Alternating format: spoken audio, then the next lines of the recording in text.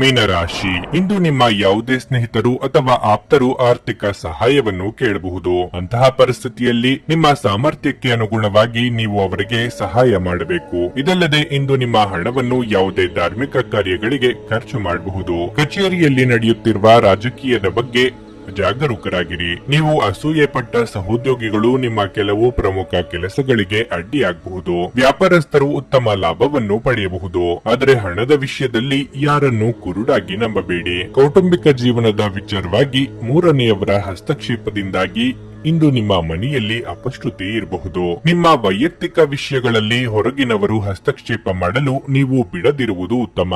ಆರೋಗ್ಯವಾಗಿರಲು ಪ್ರತಿದಿನ ಯೋಗ ಮತ್ತು ಧ್ಯಾನ ಮಾಡಿ. ಆರ್ಥಿಕ ಪರಿಸ್ಥಿತಿಯಲ್ಲಿ ಏರಿಳಿತಗಳು ಸಾಮಾನ್ಯ, ಆದರೆ ಎಲ್ಲವನ್ನೂ ಸರಿದೂಗಿಸಿಕೊಂಡು ಹೋಗುವ ತಾಳ್ಮೆ ಬೇಕು. ಸಂಗಾತಿಯ ಕಷ್ಟದಲ್ಲಿ ಸಮಭಾಗಿಯಾಗಲಿದ್ದೀರಿ. ಬಂಧು ಮಿತ್ರರ ಸಹಕಾರ ಸಿಗಲಿದೆ. ಅನಗತ್ಯ ಚಿಂತೆ ಬೇಡ.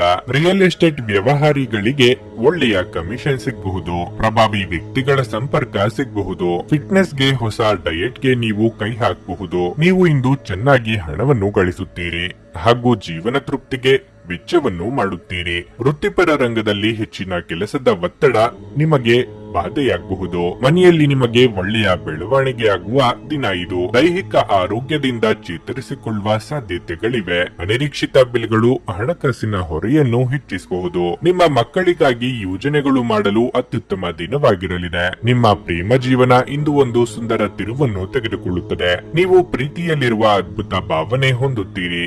ಹೆಚ್ಚಿನ ವಿಷಯಗಳು ನೀವು ಬಯಸಿದಂತೆ ಆಗುವ ಒಂದು ಉಜ್ವಲವಾದ ಹಾಸ್ಯದಿಂದ ತುಂಬಿದ ದಿನವಾಗಿರಲಿದೆ. ನಿಮ್ಮ ಸಂಗಾತಿ ನಿಜವಾಗಿಯೂ ಸ್ಫೂರ್ತಿದಾಯಕವಾಗಿದ್ದಾಗ ಜೀವನ ಸುಂದರವಾಗಿರುತ್ತಿದ್ದು ನೀವು ಇಂದು ಅದನ್ನು ಅನುಭವಿಸಲಿದ್ದೀರಿ. ತಮಗಾಗಿ ಒಳ್ಳೆಯ ಸಮಯವನ್ನು ಹೊಂದಿದರೆ ಚೆನ್ನಾಗಿರುತ್ತದೆ. ಇದರ ಅಗತ್ಯವಿದೆ. ನಿಮ್ಮ ಸ್ನೇಹಿತರನ್ನು ಅದರಲ್ಲಿ ಭಾಗವಹಿಸುವಂತೆ ಮಾಡಿದ್ರೆ ಸಂತೋಷವು ದ್ವಿಗುಣಗೊಳ್ಳುತ್ತದೆ. ನಿಮ್ಮ ಇಂದಿನ ಅದೃಷ್ಟ ಸಂಖ್ಯೆ 2. ನಿಮ್ಮ ಇಂದಿನ ಅದೃಷ್ಟ ಬಣ್ಣ ಹಸಿರು. ನಿಮ್ಮ ಇಂದಿನ ಉತ್ತಮ ಸಮಯ ಮಧ್ಯಾಹ್ನ 2 ರಿಂದ ಸಂಜೆ 5:15 ರವರೆಗೆ.